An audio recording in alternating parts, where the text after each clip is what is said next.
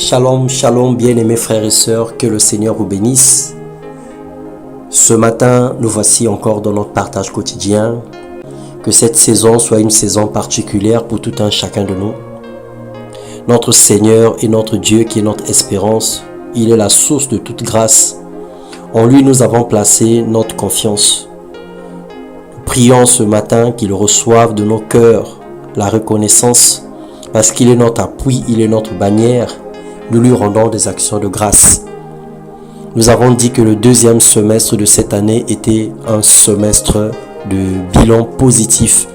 Tout ce que nous n'avons pas pu faire, tout ce que nous n'avons pas pu obtenir depuis le début de l'année, par la grâce du Seigneur, nous allons y arriver parce que nous lui faisons entièrement confiance. Le thème de notre exhortation ou méditation ce matin, c'est espérer en Dieu et compter sur Jésus-Christ. Nous lisons dans le livre de Job, le chapitre 13, les versets 14 à 16, il est écrit « Taisez-vous donc et laissez-moi parler. Advienne que pourra. Ainsi, je veux risquer ma vie, je vais la mettre en jeu. Quand même il me tuerait, j'espérerai en lui. Mais devant lui, je veux défendre ma conduite. Cela même sera salutaire pour moi, car aucun hypocrite ne trouvera accès à lui. » C'est la causerie, la conversation entre Job et ses amis qui l'empressaient de maudire Dieu, qui l'empressaient de régner Dieu à cause des multiples souffrances qu'il aurait connues pendant son état de maladie ou d'épreuve. Mon frère, ma soeur, espérer, c'est considérer son souhait comme réalisable, avec une estime sur l'attente ou une assurance de l'obtention. C'est ça, espérer. Tu sais que ce que tu veux, tu l'obtiendras et tu fixes tes regards sur quelque chose dont tu comptes fermement et tu t'attends à l'obtention. Dans le livre d'Hébreux, le chapitre 13, le verset 8, la Bible déclare « Mais espérer ou compter sur une personne est un gaspillage de temps, car l'homme est versatile et mortel. Et un seul est celui qui est resté le même hier, aujourd'hui et éternellement, c'est Jésus. » C'est ce que nous dit le livre d'Hébreux.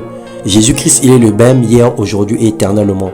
Tous les hommes peuvent changer, tous les hommes peuvent se corrompre, tous les hommes peuvent nous mentir, tous les hommes peuvent nous tromper, mais lui, il demeure le même hier, aujourd'hui et éternellement. Sa parole est la vérité.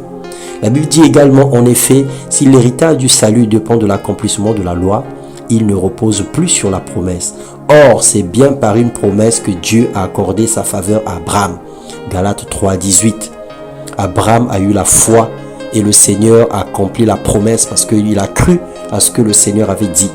Nous espérons en Jésus parce qu'il a fait la promesse et sa promesse subsiste. Il n'est point un homme pour mentir ni un fiston pour se repentir.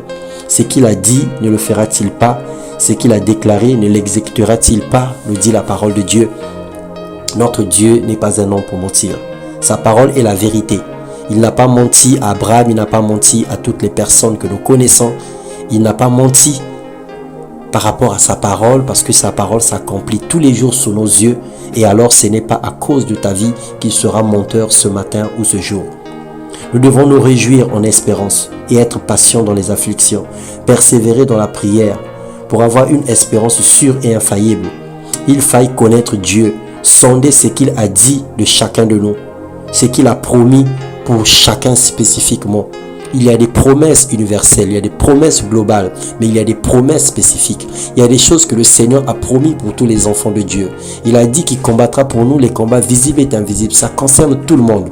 Mais il y a des personnes que le Seigneur a promis des choses spécifiques avec des détails sûrs, des détails concrets, des détails précis. Alors accroche-toi à ça. Qu'est-ce que le Seigneur t'a promis? Qu'est-ce que le Seigneur t'a dit? Quelle est la parole des connaissances qui a été dite sur toi? Quelle est la prophétie que tu as reçue sur ta vie? Quel est le songe? Quelle est l'explication logique que le Seigneur t'a donnée en fonction de ce que tu vis?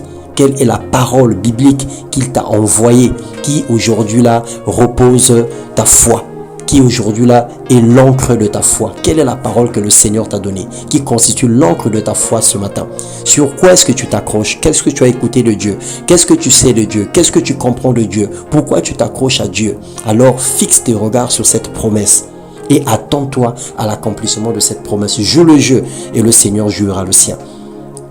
Chaque personne sur terre est unique, chacun a sa mission et sa feuille de route de la part du Créateur. On peut s'appuyer sur la foi des anciens, mais il faut avoir son espérance personnelle en fonction de ce que Dieu promet à chacun.